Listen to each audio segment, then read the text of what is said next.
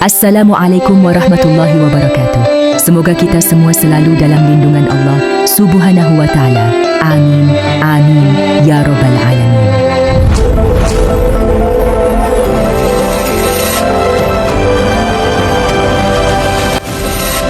Kali ini kami menyajikan sebuah kisah yang cukup mengharukan yang berjudul Kemewahan yang ia tinggalkan, luka yang ia terima.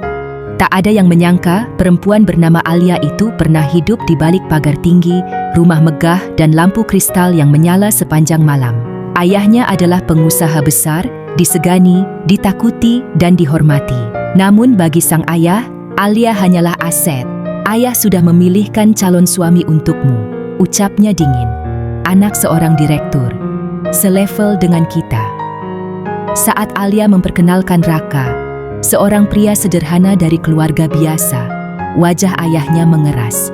Keluar dari rumah ini kalau kau memilih dia, ancam sang ayah. Dan jangan pernah kembali membawa nama keluargaku. Malam itu, Alia memilih pergi.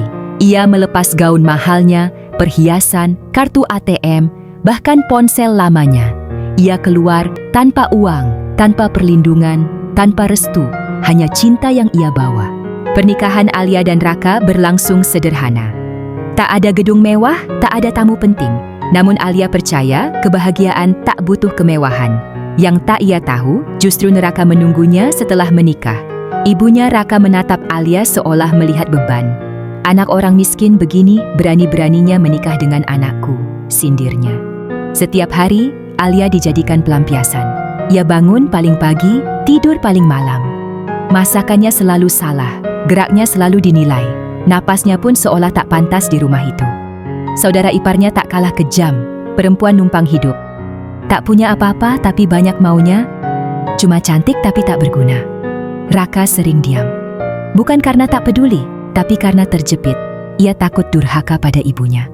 Dan diamnya itu menjadi luka paling dalam bagi Alia. Suatu hari, saat hujan deras mengguyur, Alia jatuh sakit. Tubuhnya menggigil, demam tinggi, tapi tak seorang pun peduli. Ibunya Raka berkata dingin, "Kalau sakit, jangan manja. Kami bukan keluarga orang kaya yang bisa ke dokter kapan saja." Alia menangis dalam sunyi.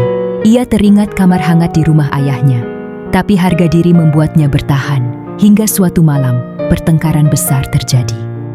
"Sejak menikah denganmu, hidup anakku jadi sengsara," teriak ibu mertua.